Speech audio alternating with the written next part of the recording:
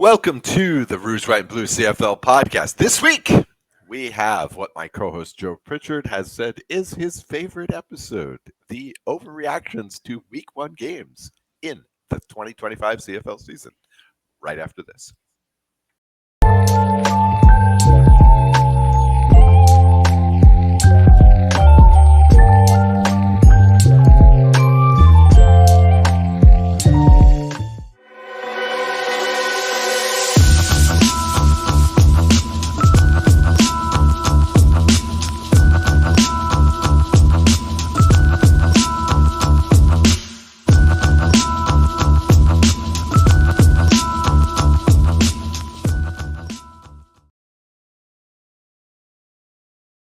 Welcome to the Rouge, White, and Blue CFL podcast. My name's Oz Davis. I'm the co-host of the show. Joining me, as always, for the Week 1 wrap is my friend Joe Pritchard. Joe, how are you doing today?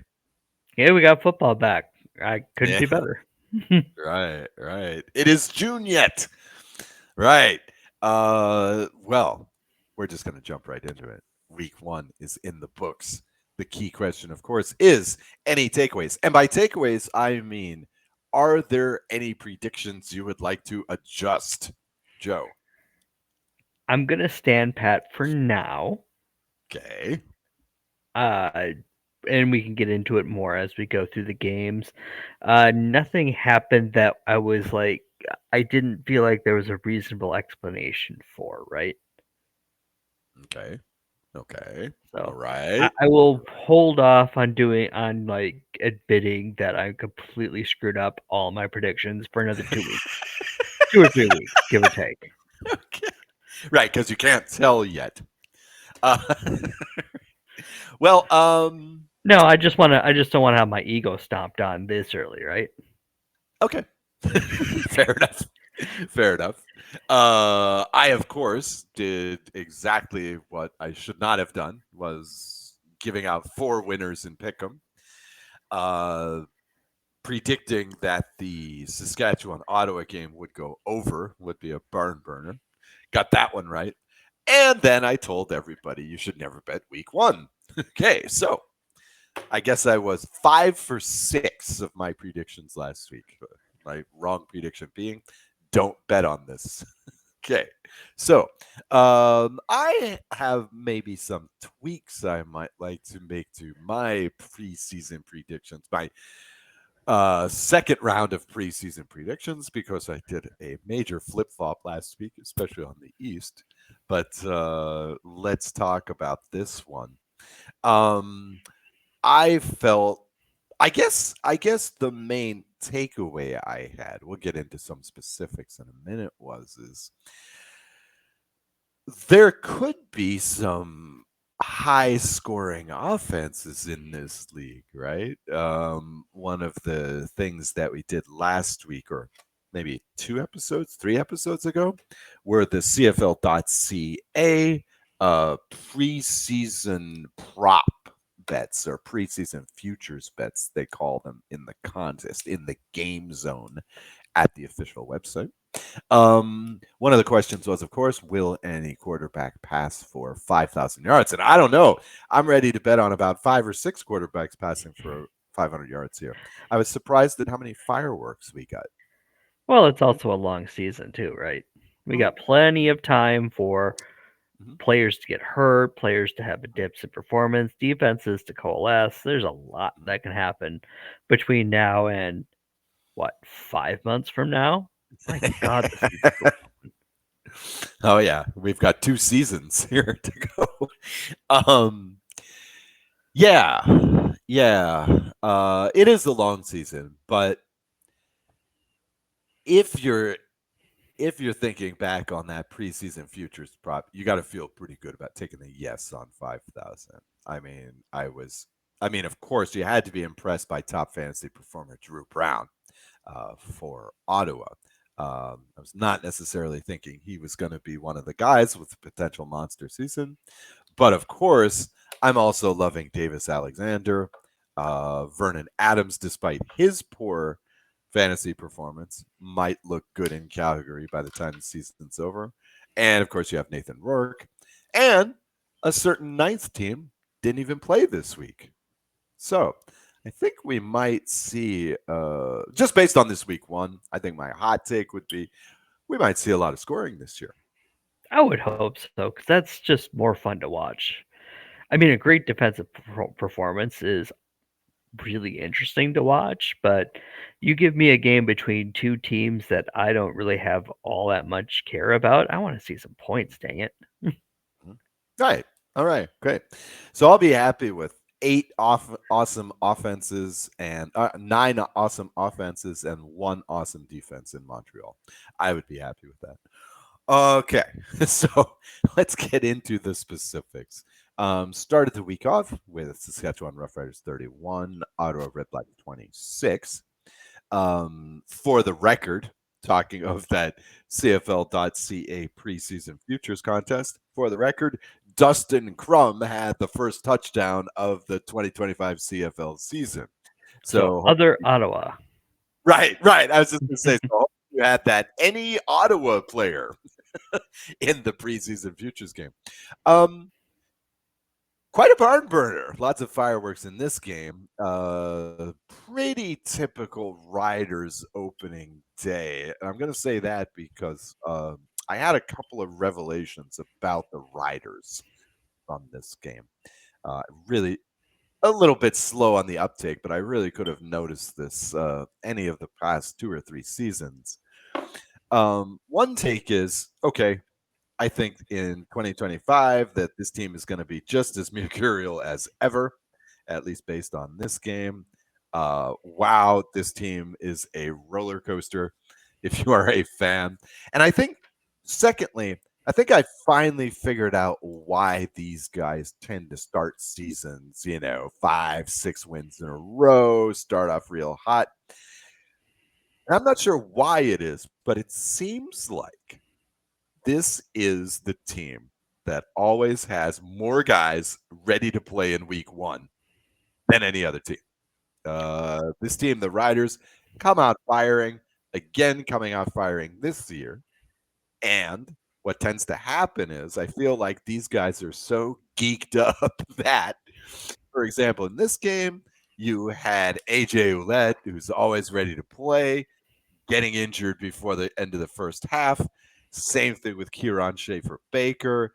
Just these guys just overly jacked up, ready to play, both leaving the game before the first half, did not return. And you also have Samuel Emelis, who fumbled away his very first reception, which might have given Ottawa a big 2-score lead right at the beginning of the game. Of course, Emelis, in classic roller coaster fashion, turned in a monster game by the end of the game. I hope you had him in fantasy this week. 8 catches, 133 yards, and one touchdown.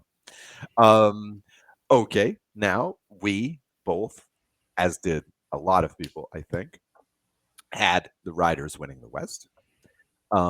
It's a long season, as you said, but I think Riders fans are feeling insufferably happy this week. Yeah, they should. They came out. Ottawa's not a pushover. This isn't the team that we saw for most of the last 5, 6 years until last year, where they just couldn't get anything going for themselves. That's a quality team they beat. Ottawa made a few more mistakes, a couple more turnovers that hurt them. Saskatchewan made them for, pay for them. Ottawa racked up a lot of yardage, but Saskatchewan made it count. Mhm. If I'm Saskatchewan, I'm happy with that win. You might not have won that game in Ottawa if all things were equal.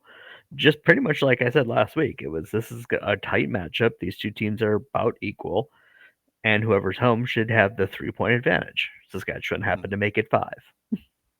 Right. Yeah. And I believe the game kicked off at what, a 3.5, 4.5 point spread. So pretty much what we expected here. Again, the over hit here on this game. And on that line, the Ottawa offense mostly had their way the whole game. The line did give up 4 sacks, including a couple of late ones. Malik Carney was particularly awesome for the Riders in this game. But some gaudy stats on that Ottawa offense. Like I mentioned before, Dre Brown was the top fantasy performer of the week. 34 for 41, 413 yards, 2 touchdowns, 0 interceptions. Also with monster stats, Justin Hardy and Braylon Addison combining for 16 catches for 245 yards and a touchdown. Eugene Lewis also scored a touchdown for Ottawa in his first game as a Red Black. William Stanback had a touchdown in his first game as a Red Black. Now, Stanback had more yards receiving than rushing, but he did have that nice diving touchdown, which, as an Owls guy, I miss my guy, but I appreciated his performance. Again, all things being equal, the Red Blacks might have the highest scoring offense in the league this year. They could. Yeah, what a machine! What Yeah, a they might. nice, They're gonna nice need to offense. get tougher on defense. They're gonna need to get a little bit tighter in the secondary. That was a problem last year Yes. too. Um, beef up the pass rush a little bit. But I mean, they're on their way. This is a team that has taken some steps in the past couple of years, and it's really nice to see them trending in the right direction. Going into Saskatchewan in the opener and giving them a game like that, you always want to come out with a win, but that's not one to be too upset about.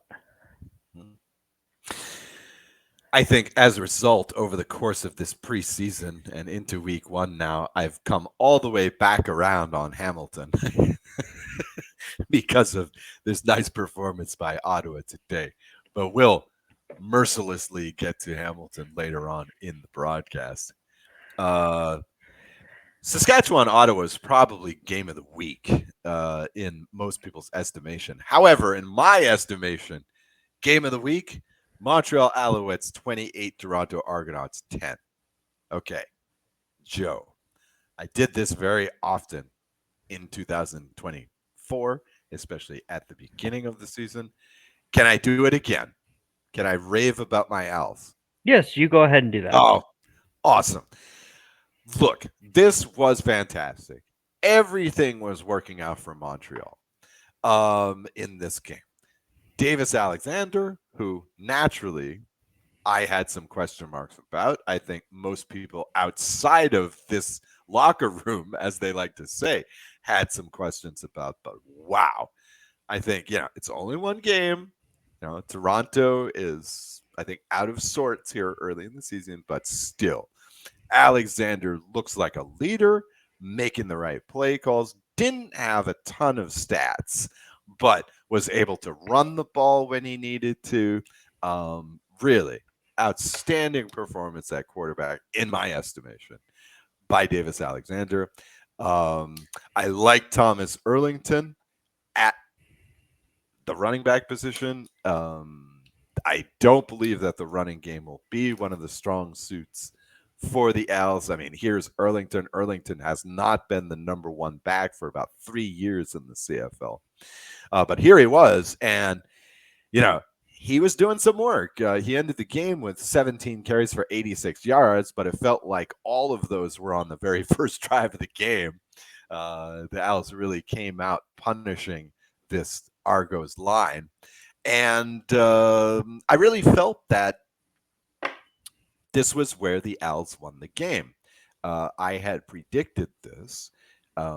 This game would all be about the trenches, and I feel like the Owls won both games in the trenches.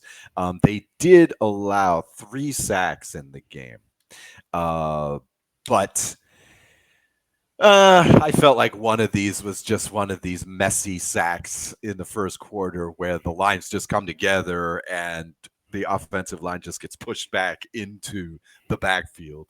So I wasn't too impressed with that one sack allowance, but the running blocking was fantastic.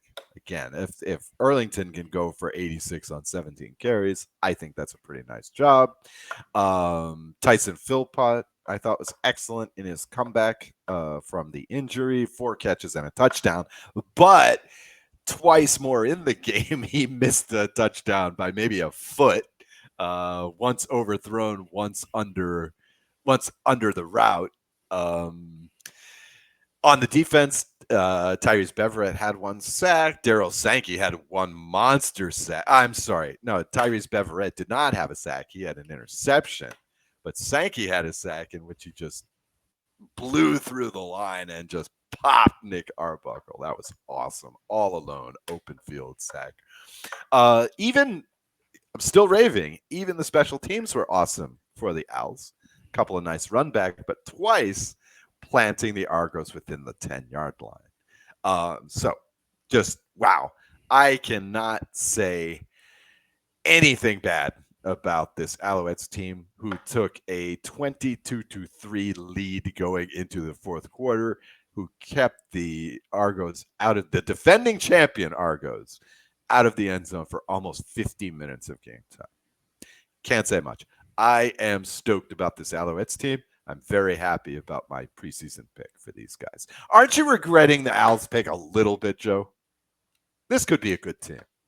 They could be a good team. The defense, I know, is going to be a good one.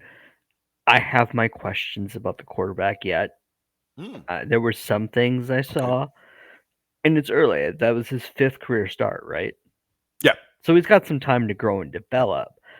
I just feel like I saw a lot of one read and then look to run, which that doesn't have a long shelf life. Mm-hmm. Uh, ask one of his backups, Caleb Evans, how that works out. Um, kind of also a Rakeem Cato thing too, right? If you want to begin to Mm, invoke an owl, right?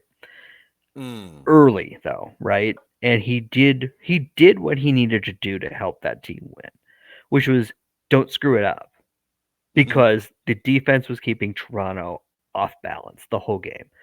Toronto's Mm-hmm. offensive line didn't have answers for what Montreal was doing. I kind of chalk that up to week one and a lack of cohesion because there are a lot of different names at different places for Oh yeah. that. And Yeah. you're also dealing with the backup quarterback in week one. So that's a Yeah. help.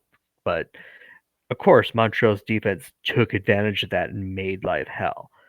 Yeah. So all the offense had to do was don't give Toronto the ball in scoring range. And they didn't do that. They did very well running a very, you know, decent game plan, didn't have to go for the long stuff, were able to get things moving. My question and what I'll be watching for the next couple weeks with Alexander, and I mean so far so good, but I want to see what happens when he has to play from behind because that's going to happen at some point here. Although I will say the early schedule for Montreal is look after this and after this week and or last week and this week, then they go to Edmonton, then they go to Hamilton, Mm-hmm. road games to be sure. But if they can get through Ottawa this week, there's a real chance they start 4-0. 4-0. Yeah. Yep. Yeah, Yep. Yep. even on the road. You So I might did get like your. yeah, I did Sorry. Go like ahead. Alexander's composure.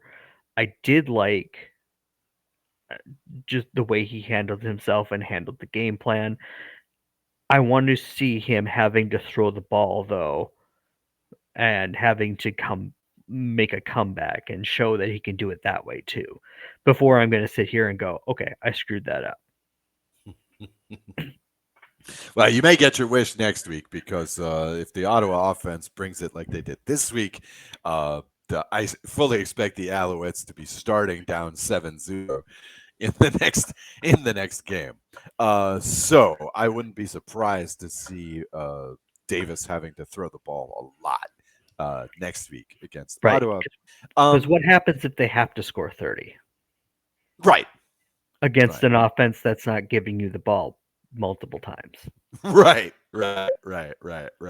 Well, again, I mean, if everything clicks like it did for the Owls this week, again, I really like the battle of the trenches. I do think they can. I do think both of our lines can beat both of the Red Blacks lines, but you may be right. We may be playing catch up for most of that game next week. But as for this week, I realize too that hmm, it's nice, of course, to get this win over prospectively perhaps one of the top two teams in the East. I like this how the Owls, after a few seasons of having to start the season out west, we get some of those divisional games. If we win again, if the Owls take week 2 and week 4 games, wow. I mean, we're starting with a 3-0 seed in the East, whereas the Argos have, I wouldn't say a hole, but maybe an indentation in the season, already 0-1 against the East. So, in fact, the Argos are the only East team that is 0-1 against the East right now, because Hamilton and Ottawa both got to play the West. So, Argos in a little bit of an indentation. Let's say not a hole.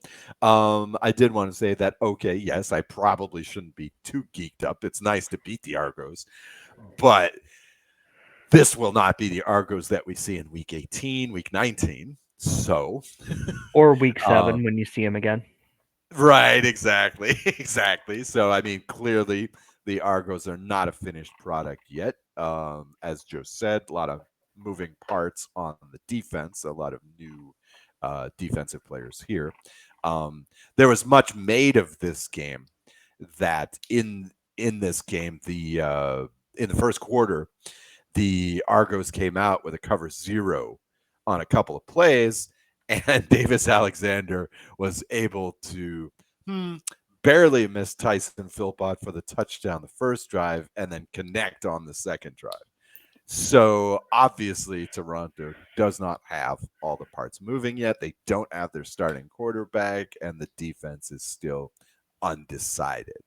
So don't want to trash on the Argos too much, but the truth is the Owls are in first place in the East right now, and they've got the one game on the Argos already. So in Montreal, we're stoked, even Yep. without the Horns.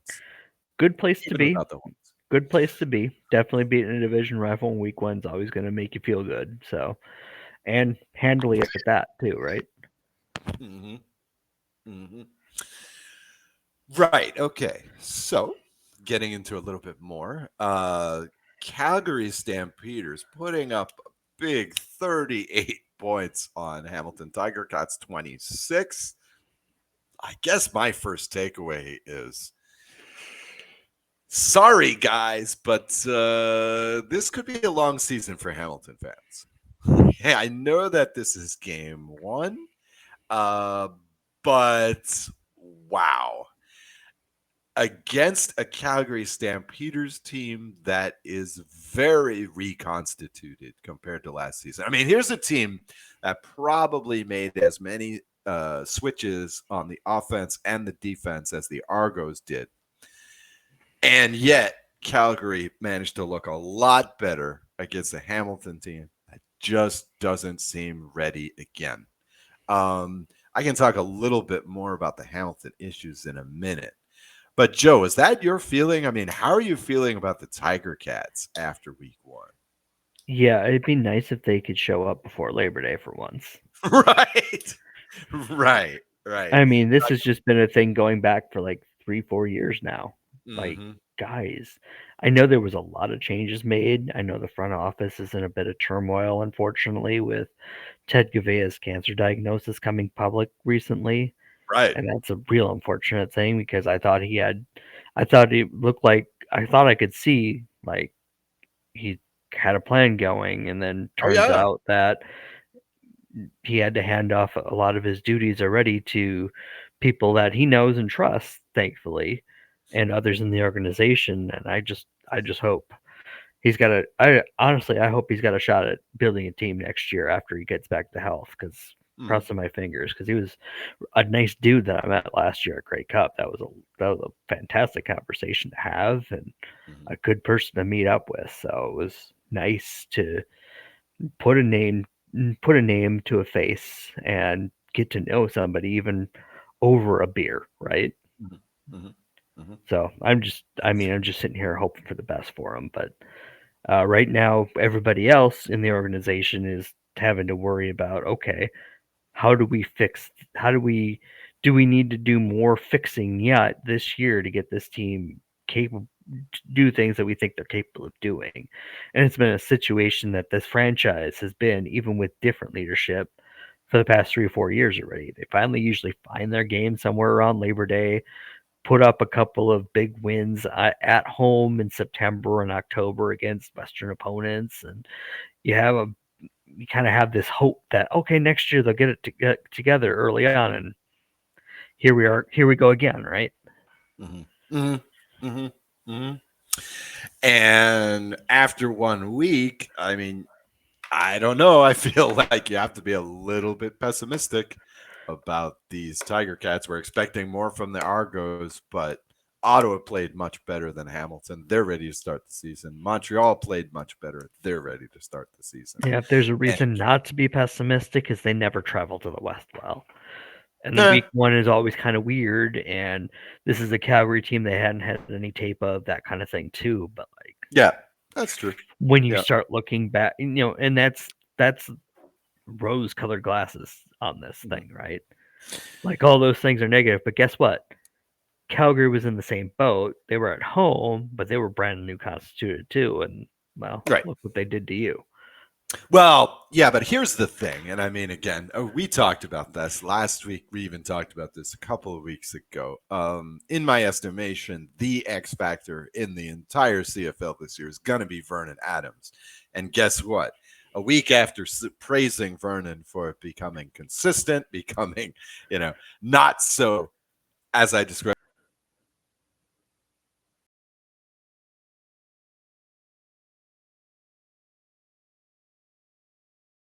on some drives, it looked like the master. The very first drive of the season, he goes 5 for 5 for 83 yards, passing at will, got out of the box often to run for a few yards. The drive at the end of the first half, he's 3 of 3 for 37 yards inside of about 25 seconds. Okay. Other than that, he's 11 of 20 for 164 and 2 interceptions. Okay. So we got good Vernon and bad Vernon in this game.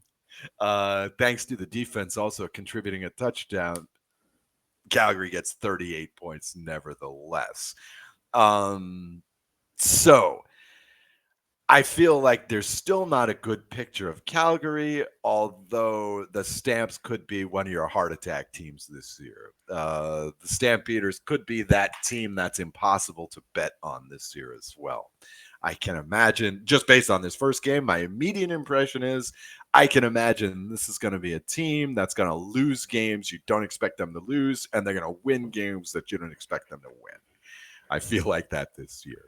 Um, Tough to say on one game. Vernon is in a new situation, but still, I could well imagine that VA is going to be up and down this season like he was in this game. We could look back on this game and say, yep, that was the microcosm of the season for Vernon and the Stamps.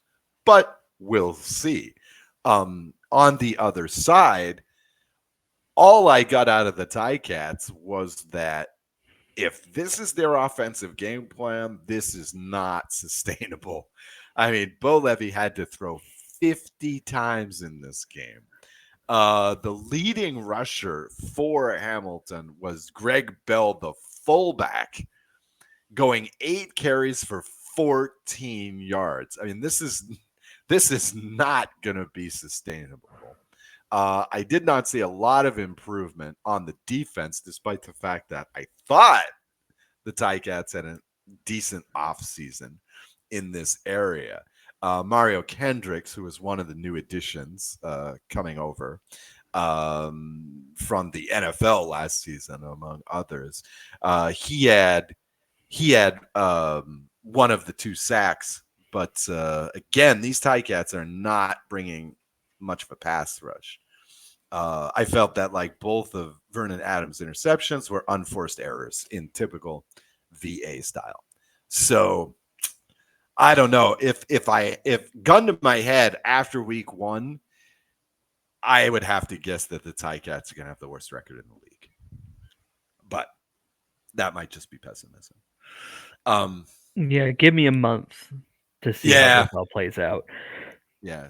Could not be happy about this in Hamilton fandom, however. But I could Not a great easily, start. yeah, I could easily see these two teams flipping the records I predicted them with. Hmm. We weren't too far off of each other. I just had Hmm. Calgary at the bottom, but Hmm. we'll see. I mean, 38 points is 38 points, right? Yeah. Yeah, yeah, yeah. And again, especially since they're getting these, they're getting these scores in the passing game, they're getting them in the running game, they're even getting scores on defense. Special teams look pretty good. They had some nice returns for the Stamps as well. So I don't know. The stamp again, I think that the Stamps are gonna be that team that's elusive to predict week to week. Um, okay, finally, ended up with little bit of a snoozer, at least in the first half. BC Lions 31, Edmonton Elks 14. Um, the Lions really took some time to get going on offense. In the first quarter, could not convert twice on third down, including once at the goal line. In that first half, three dropped passes. And so the Lions go down 7-3 at halftime. Second half, tale of two halves, right? Second half, all of a sudden, Nathan Rourke, steps out of the time machine from 2022, goes nuts. Stan Berryhill, 2 touchdowns. Justin McInnes scores a touchdown. James Butler scores a touchdown. He ended up with 68 yards on 10 carries. Um, I suspect that this is the offense we will see, like we saw in flashes last year, and which we saw most of the season the year previous. I mean, are you liking this Lions offense based on the second half? So far, so good. Right. I Okay. mean, you do have to remember that it's week one and it's Edmonton, but Okay. finding their game in the second half was super important Mm-hmm. because at the Yeah. end of 2024, after Nathan Rourke had taken over, they had not found that gear. Mm-hmm. It Mm-hmm. it just the whole season imploded as soon as Nathan Rourke took over as quarterback because you had players that were backing Vernon, you had players backing Nathan Rourke. Nathan Rourke was fresh off of NFL camps and Mm-hmm. kind of just hadn't had that much playing time the last year and a half, what have you. And it's like all of a sudden you go from that to being save us. You're now you go from afterthought to franchise savior in a day. That's kind of a Mm-hmm. hard thing. So now when he's at an offseason process, the players that are there are on know that he's the guy unquestionably. They're either going to get behind him or get out. So it's good good for the league to have him find that second gear, which he did in the second half. Um, Oh Again, yeah. another one of those things where I want to see it happen a few more times before I go, okay, they're back, but this they had to have this one, right? Mm-hmm. And they got it. Yeah, I mean, even in the first half when things weren't really clicking, to say the least, for the Lions, it wasn't like the excesses of last year when Nathan Rourke is overthrowing guys, when he's not familiar with the routes and the playbook, whatever, because he was connecting with his receivers. It's just they were dropping the passes. And again, couldn't convert a couple of times on third down.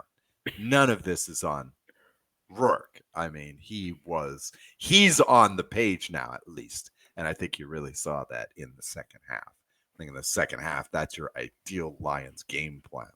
We'll see if the defense has to put up any effort going forward, because in this game they could have played without a defense basically. Edmonton, let's talk about them.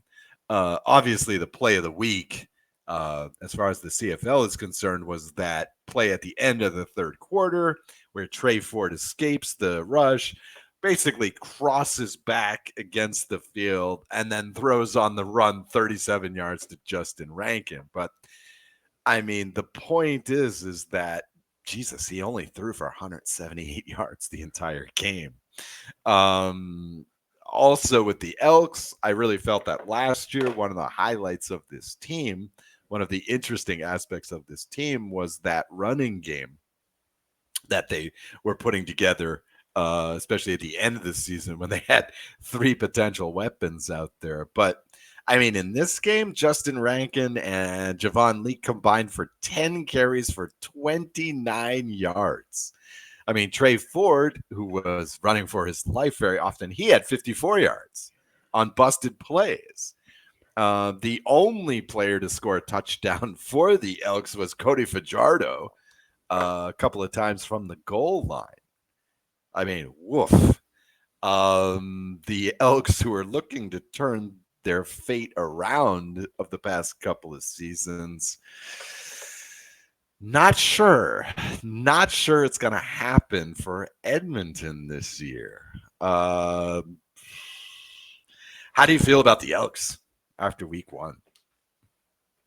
Yeah, work to do. I mean, that's plain and simple right there. I just think back to last year where they started Trey Ford against Saskatchewan and they drew up a read option playbook with him, or game plan, I should say, um, with him and Javon Leake in the backfield, and Mhm, Justin mhm, Rankin in there from time to time as a change of pace back. mhm, But they ran that read option with Javon Leake and Trey Ford, and Saskatchewan could not figure it out. And this was not a bad defense, mhm, but they ran all over them with that. I don't mhm, understand why the game plans aren't being tailored more to what Trey Ford can do. Because if they're going to do is try to make Trey Ford a round peg to put in a round hole, that's not going to happen. mhm, mhm, So we might as well just get on with his 10-year odyssey across the CFL as a backup slash insurance policy, because teams are going to still like the fact he's got a Canadian passport. But mhm. I mean, if you're not going to take the talent you have and put it in a position to succeed, then what are we even doing here? You're picking up Cody Fajardo in the offseason. That's what you're doing. Um, hmm. Okay. Okay. Interesting take there. Yeah, All the only right. I mean, fair. The only thing fair on that in response to that though is this is the first time this coaching staff has been together in Yep. a game. Sure. They've got some Yep. things to work out. Hmm. But I mean, that seems to be a pretty simple idea of Trey Ford's got legs and an arm. Try to find a way to make it so he uses both and not just the legs when he's running for his life. Because, I mean, it's nice that he can fix that sometimes, but like, put him in a position to succeed both ways instead of having one just be a bailout for you, right? Hmm. Hmm. Okay. All right. I like it. First week in the books. Let's talk about one more team um, that played last week.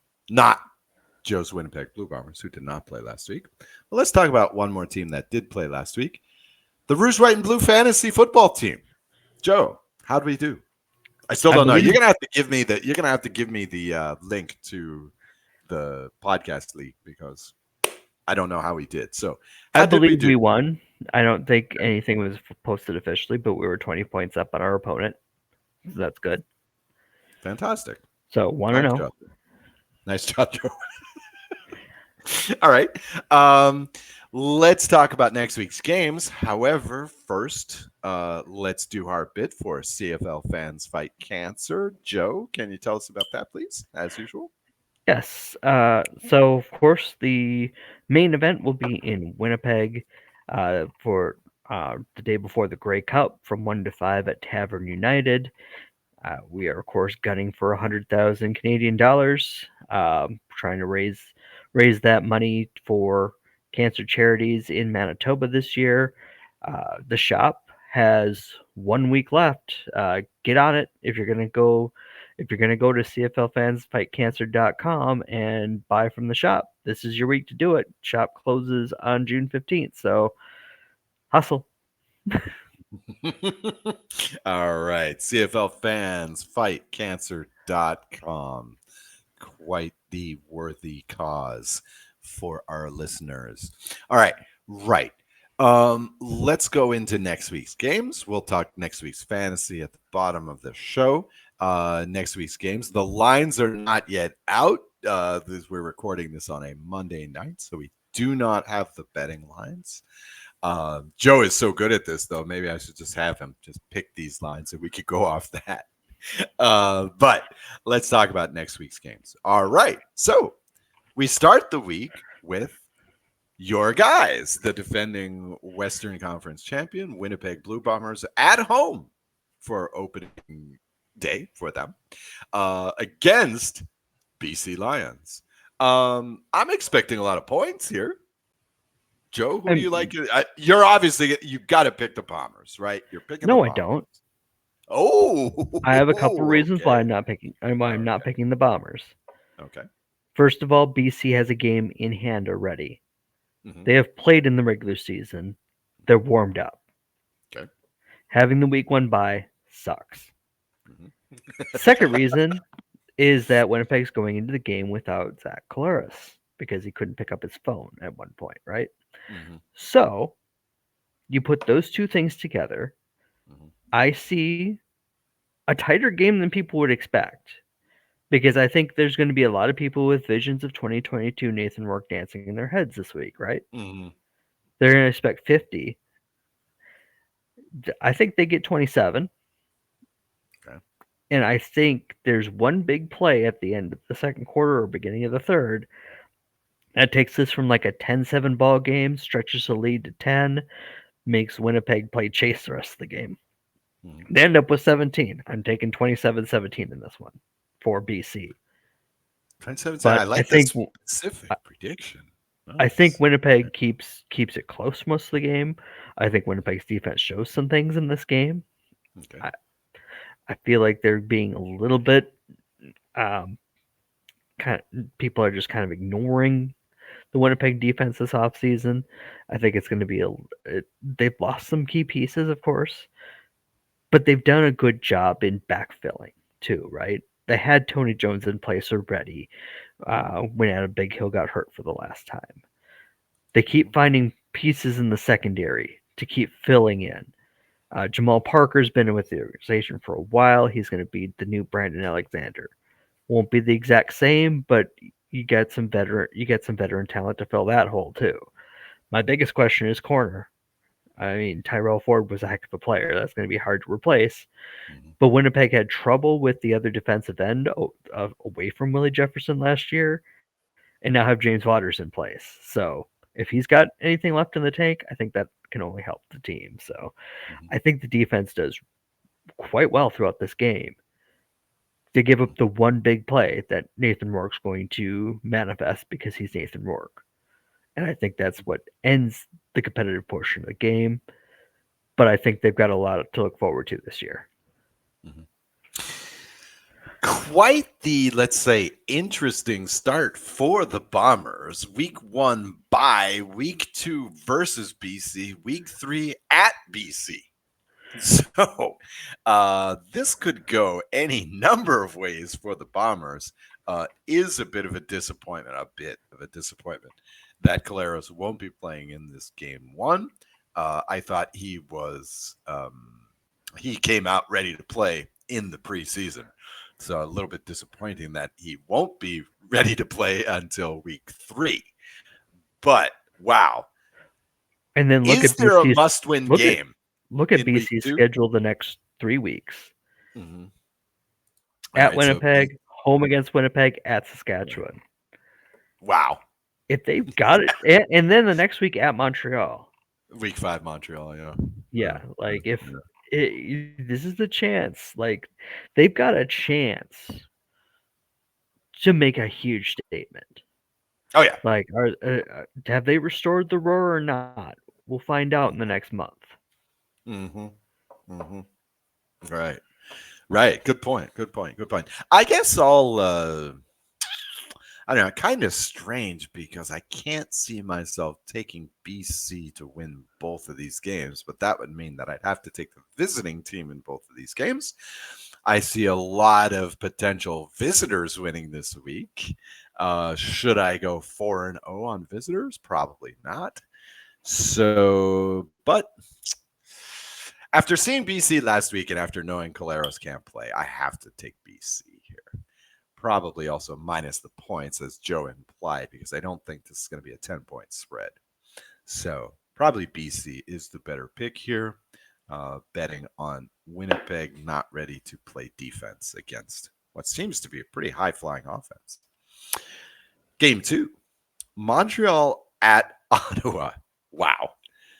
Um, I will say this: if Ottawa wins this game, that East is going to get real sticky really early, for sure. Putting Ottawa and Montreal both at 1-1, and both at, well, I guess then Ottawa would be leading the East at 1-0 in the East. But I can't do that. I can't do that. I think this might be a season when I'm going to take Montreal all 18 games. So I will take the Alouettes.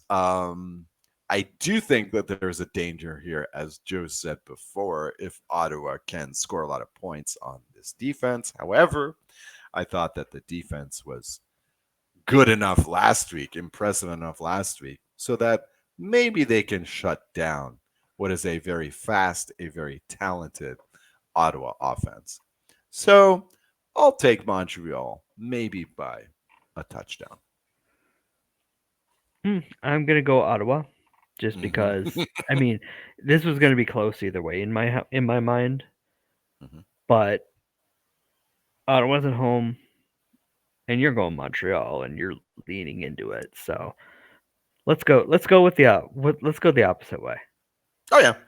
No, I would not be surprised. I would not be surprised if Ottawa wins this game. I think it will be great for the fan base if Ottawa does win this game. Oh, yeah. This will really make these fans optimistic. However, it is a long season, and I after that week one, after seeing Drew Brown, after seeing these receivers really in action, it's hard to imagine Ottawa being under 500 this year, even if they start the season 0-2. I just suddenly have a lot of faith in this team, in this Red Blacks team that I did before the season. Week three. All right. It's the game of the question marks.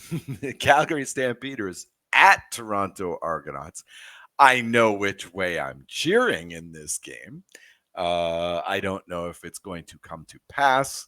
Again, Vernon, I just don't know if the consistency is there.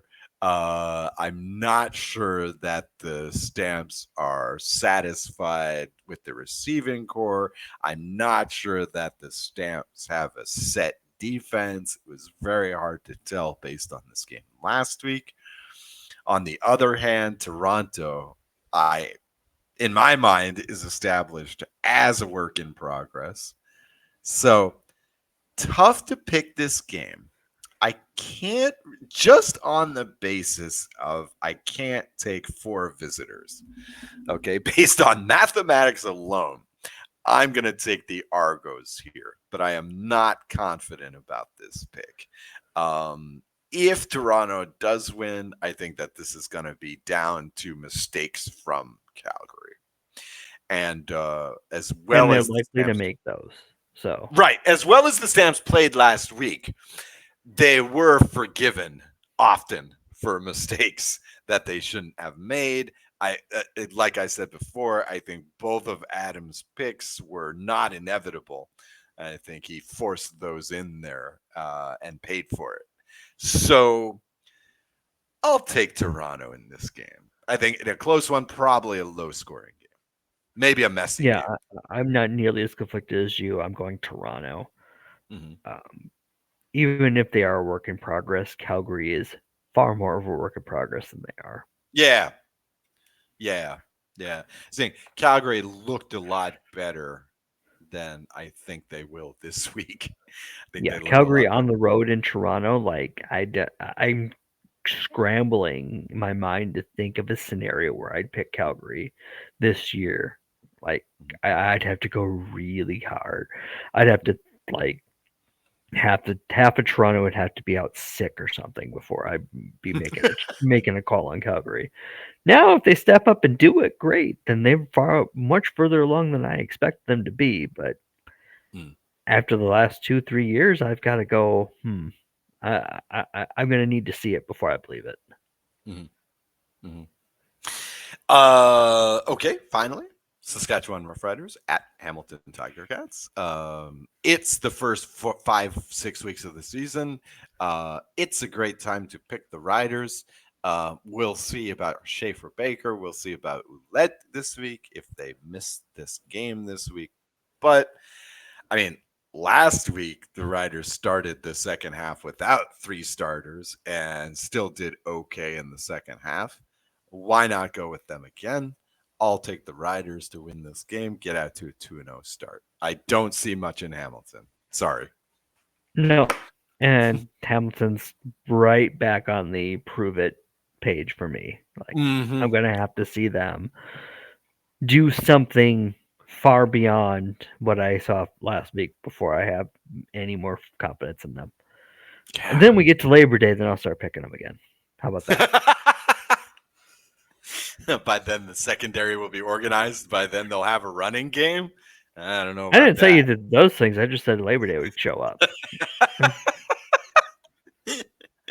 I can see it now. 1-17 for Hamilton this year, right? Okay. So, recording this on Monday night, not even the fantasy game is ready to play right now. Or pick them. Um, I was trying to looking to you see if can't I even could do fill in pick my 'em spread. right now, huh? No, I was trying to. Wow. I had it pulled up ready to fill it in. It's like, nope, that's still last week's games. Wow. Damn. Maybe we should switch this to a Tuesday night recording. Um, okay. Do you have any thoughts on fantasy next week? I mean, are you thinking Trevor Harris at quarterback? I went Harris last week. Every time Okay. I go Harris, though, I feel like he does very well at making sure that the team is winning the game and putting up points, but he never blows me away statistically. Mm-hmm, This week's a hard week, mm-hmm, and I mm-hmm, almost want to possibly go Bo because I think he's going to have put up a lot of points in garbage time because that's what he did a lot of last year. mm-hmm, Like I want to lean away from Vernon because I think Toronto would eat him alive right now. Um, my thoughts on Davis Alexander. I don't know if he's ready right. for putting up the big numbers that way. Mm-hmm, Definitely not picking a Winnipeg quarterback this week. Don't want to right. take Nathan Rourke against Nathan Winnipeg's Rourke, right? defense in case Winnipeg's defense does what I think it's capable of. Mm-hmm, But do I want to take Drew Brown against Montreal? mm-hmm, Like that doesn't really appeal to me either. So I might end up defaulting back to Harris because mm-hmm. I'll get a safe chunk of points that way, right? Yep. Yep. That's kind of what I was thinking too. Is that yeah? Yeah. And then one of Who? these guys that I'm talking about will go off, and I'll be like, "Why didn't I pick him? Oh wait, that's right. Well, I to had be a honest, reason not." yeah. I would not be surprised if Drew Brown had a monster game, but I would not be surprised if Drew Brown had a lot of turnovers too. So I can Right. imagine that. I would not pick Drew Brown on my own team because, again, I'm not going to bet against Montreal. Uh, same reason why you would not pick Nathan Rourke. This is not the smartest way to play fantasy football, but Well, and because I have faith that the Winnipeg defense isn't going to just implode, right? mhm, mhm, mhm. Right. Um. Okay. Great. Let's see. What are we looking for next week? Looking for Toronto to rebound a little bit. Looking for a lot of scoring in that Ottawa Montreal game. We'll see if Joe's curiosity vis-a-vis Davis Alexander uh, comes to fruition.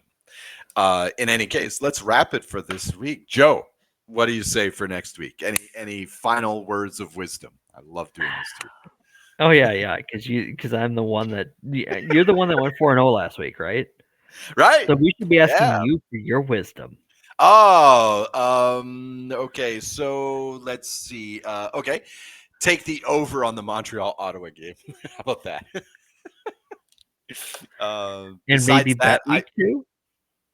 yeah. Well, yeah, I would say, yeah. I mean, again, in Pick'em, it's tempting to go all 4 visiting teams, but you have to figure after that 4-0 home team um, week last week that at least a couple visitors should win this week. Um, Probably BC and Saskatchewan are your best bets there. So I don't know if that's wise, but those are my words.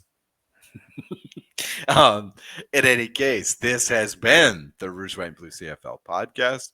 I'm Oz Davis for my co-host Joe Pritchard. We are out of here. Enjoy the games, and we will talk to you next week.